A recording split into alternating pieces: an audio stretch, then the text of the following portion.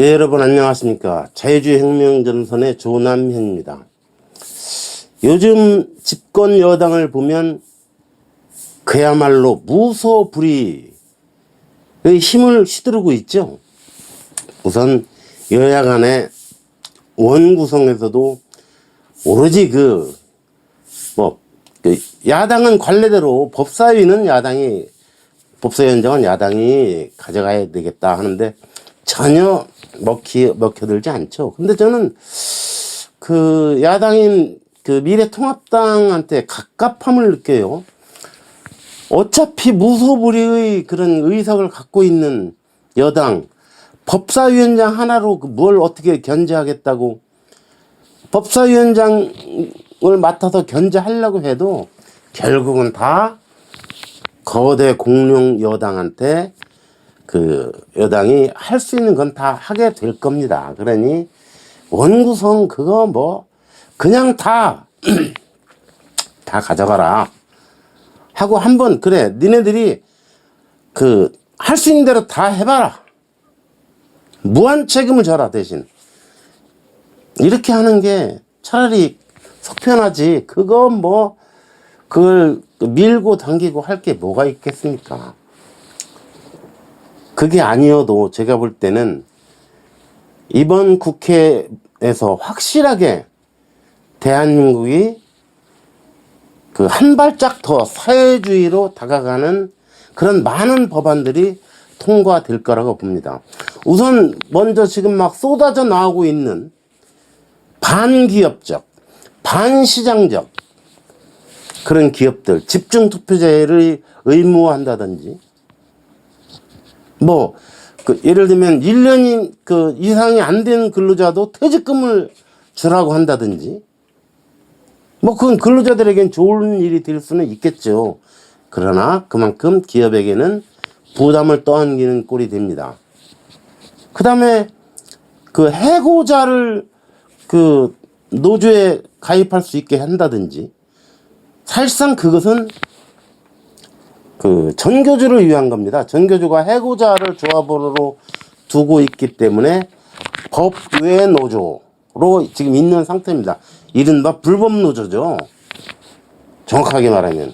근데 이걸 합법 노조로 만들어 주겠다는 겁니다.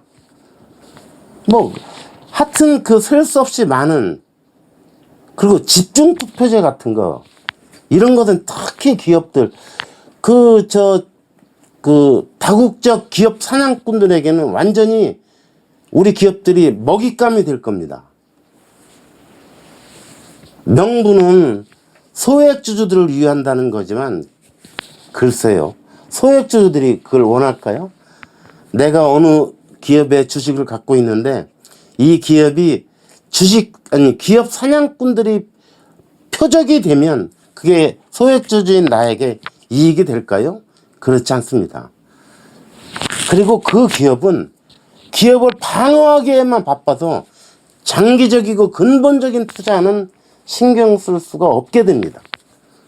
아무튼 지금이 경제 전쟁 시대라고 하면서도 이렇게 기업을 때려잡지 못해서 안달하는 이 집권 여당, 그리고 그런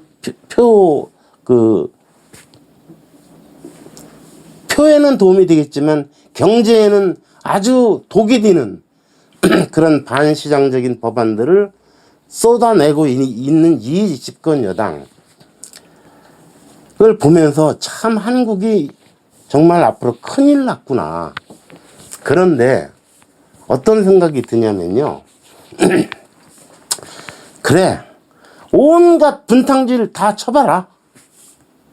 저는 이게 박근혜 정부 시절 국정농단? 최순실이 국정농단 이런 얘기 했죠. 실은요, 그게 우리 경제나 우리 국정에 그다지 그 다음에 무슨 뇌물이 오고 간 것도 아니에요. 중요한 건 국정이 이렇게 크게 뒤흔들린 것도 아니고 단지 모양새가 영 사나웠다. 그런 정도일 뿐인데 지금 이 문재인 정권과 집권 여당은 국정농단이 아니라 국정을 분탕질 치고 있는 겁니다. 그래서 그런 생각이 들어요. 그래, 온갖 분탕질을 다 쳐봐, 한번. 그래서 결국은 나라가 망국에 이르면 그때도 비로소 국민이 잘못됐구나, 그렇게 느끼게 될 텐데, 그때는 이미 때는 늦었습니다. 또 국정 그 분탕질이라고 할 수 있는 게 이런 거예요. 이런 정책들 뿐 아니라 이를테면 중국과 그 북한에는 아주 굴종적인 태도를 보이면서도 우방인 그리고 자유민주주의라고 하는 가치를 공유하는 이웃나라 일본에 대해서는 그렇게 국제관계법도 다 무시하고 그렇게 참 그 몰상식한 그 처사로 일관해요. 국제법이고 뭐고 없어요. 그러니까 이제 지금 일본이 그 이제 제2 그 경제보복에 나선다는 거 아닙니까? 이렇게 되면 일본은 물론 한국은 더 치명타를 입고 중국 좋은 일만 해주는 거예요. 어쩌면 이 정권은 이렇게 중국한테만 이렇게 좋은 일을 만들어 주려고 애를 쓸까요? 이 정권이 말하는 평등, 공정, 정의 실체는 다 드러났어요. 최초로 조국 사태로부터 시작해서 유재수 감찰 무마 사건, 울산시장 선거 공작 사건, 그 다음에 정의연과 윤미향 사건까지, 그리고 최근에 인천공항공사까지, 그 사태까지, 비정규직의 정규직화, 비정규직 제로, 그 첫사라로 인천공항을 직접 문재인 대통령이 찾아갔죠. 그 자리에서 그 전원 정규직화 한다고 했는데 오라 그렇게 한다고 하니까 지금 뜻밖의 반발에 부딪혔죠. 젊은이들이 분노하고 있어요. 그래서 세상이 그렇게 단순하지 않은데 이 좌파의 특징 중에 특징이 뭐냐면 단순화시키는 겁니다. 편을 가르고 적과 우리 편과 내 편을 가르고 사태를 단순화시켜요. 비정규직 이거 안 좋은 거야.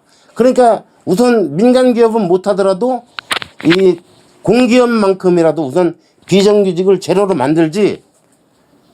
그런데요, 업종에 따라서는 비정규직이 불가피한 경우도 있고, 그 다음에 그 기업 상황에 따라서도 비정규직을 불가피하게 비정규직 제도를 채용할 수밖에 없는 그런 경우가 허다합니다.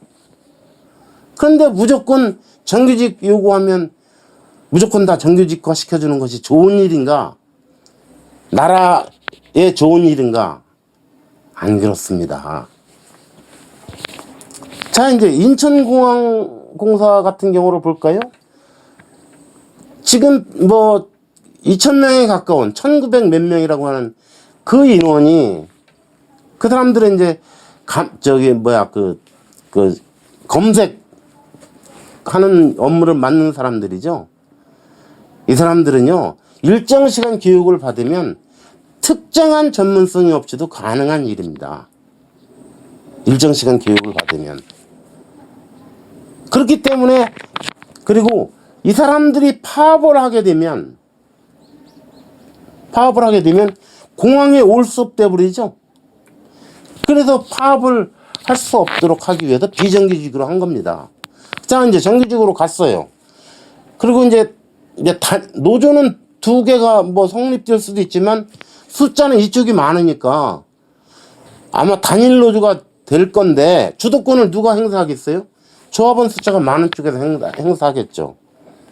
그러니까 지금 현재는 급여도 이렇게 차이 난다 뭐 이렇게 말하지만 글쎄요, 갈수록 그 차이는 좁혀지겠죠. 그렇게 되면 이 사람들은 말 그대로 로또 당첨된 거예요.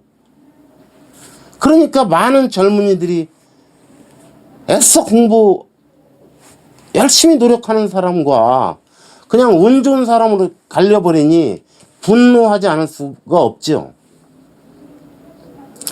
심지어는 지금 정규직 인천공항공사의 정규직 노조도 반대합니다. 그래서 결국 노노 갈등으로 가죠. 그런데 이런 식으로 무조건 비정규직을 없애는 것이 좋은 일이냐? 원래는요, 가장 좋은 건요, 정규직이 없어져야 되는 겁니다. 원래는. 그래서 해고가 자유로워야 고용이 더 늘어납니다. 이거는 미국과 유럽 사례에서도 드러났어요. 유럽은 대체로, 특히 프랑스, 한 번 고용하면 해고가 어려워요. 미국은 해고가 자유롭고, 그런데 일자리는 미국에서 더 많이 생깁니다. 그러니까 기업 경영을 함에 있어서 그 직원 채용에 탄력적으로 대응할 수 있다는 거죠. 경기가 안 좋으면 구조조정을 좀 했다가 다시 경기가 좋아지면 또 직원을 더 대거 채용했다가. 그런데 한 번 채용한 직원은 절대 해고하지 못한다. 그러면 경기가 좋아진다고 기업들이 그 직원을 뽑을까요? 그런데 이제 인원은 더 필요해. 그래서 정규직보다는 비정규직을 뽑게 돼 있습니다. 그렇게 해서 생겨나는 거예요. 그런데 이런 것도 생각해야 됩니다. 전에 옛날에 그 현대자동차의 비정규직 노조가 정규직화 해달라고, 왜? 같은 일을 하고 있는데 보니까 이 사람은 정규직이고 나는 비정규직이야. 같은 일을 하고 있어.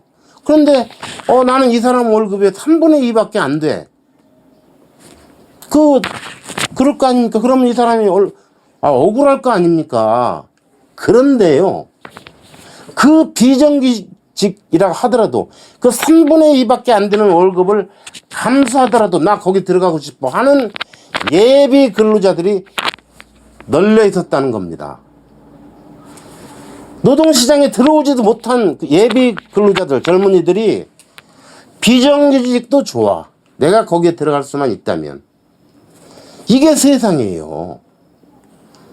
그래서 무조건 비정규직 제로화가 옳으냐? 그렇지 않습니다. 자, 이렇게 이제 이 정권이 정의롭지도 않고 공정하지도 않고 평등하지도 않으면서 무능력해요. 왜? 세상의 이치를 잘 모르기 때문에 그렇습니다. 저는 굳이 시장경제의 원리라는 얘기를 쓰지 않습니다.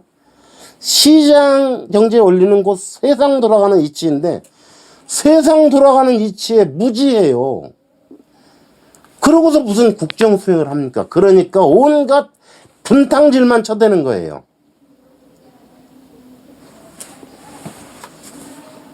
그리고 더 가관인 것은, 자, 대법원에서 전원 그 일치의 그 유죄 판결을 받은 한명숙 전 국무총리,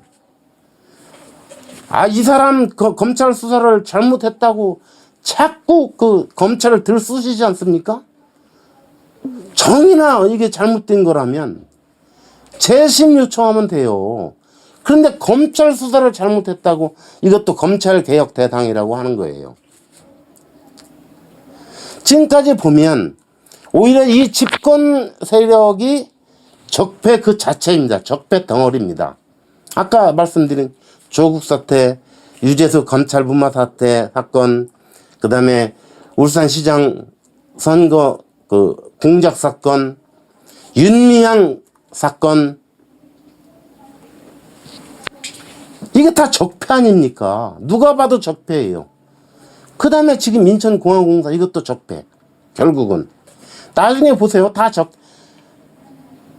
이게 무능력하고 적폐 덩어리이고, 그러면서 한명숙 무죄를 주장하고, 아니 한명숙의 동생이 그 전세 보증금을 낸 1억 수표는 어디서 나온 건가요? 그런 명확한 물증이 있는데 무슨 그 사기꾼들의 증언을 어쩐다고, 이 한심한 짓거리입니다. 거기다 또 가관인 것이 요즘 추미애라는 여자, 이 여자가 정말 뭐 이게 깐죽거린다고 해야 할지 뭐 이게 촉새처럼 그 윤석열 검찰총장을 향해서 뭐 말을 제대로 안 듣나느니, 그리고 지랍시고 자기 말을 반을 잘라 먹었다느니, 말투가 현 검찰총장인데도 지랍시고 이런 식으로 깐족거리는, 말하는 폼새도 그래요. 완전히 비아냥 내는 건 하여튼 깐족거리는 말투예요. 윤석열이 스스로 물러나라는 거죠. 서론 같은 자는 나 같았으면 진작 거기서 물러났어, 이렇게 말하죠. 서론 그 사람도 참 파렴치한 사람인데, 그러면서 윤석열을 몰아내려고 안간힘을 써요. 해고시키면, 대통령이 인사권으로 윤석열을 자르면 윤석열은 순교자가 됩니다. 순교자는 만들어주지 못하죠. 그러니까 제발로 걸어나가게 만들려고 온갖 그 모욕, 그 다음에 굴욕감을 느끼게 만든다든지, 모멸감을 느끼게 만든다든지, 하여튼 치졸하기 짝이 없어요. 그런데 제 눈에는 이러한 것들이 다 정권의 말기적 증세를 보인다. 그래서 어차피 이 말로가 보인다. 그리고 이제는 대한민국에 대한 희망을 버렸기 때문에, 그래, 너희들 맘 놓고 분탕질 쳐봐, 갈 때까지 가보자, 그런 자포자기하는 심정 뿐입니다. 이제는 다른 도리가 없어요. 국민이 그렇게 압도적인 지지를 해줬으니까 어쩔 수가 없어요. 분탕질 쳐봐라 이거예요. 갈 때까지 가보자 이거예요. 그 결과는 제가 전에 말했듯이, 이제 대한민국의 운은 다 했는가, 여기까지인가, 그 탄식을 입증하는 그런 결과로 나타날 겁니다. 정말로 갑갑하기 그지없습니다. 예, 오늘 여기까지 하겠습니다. 감사합니다.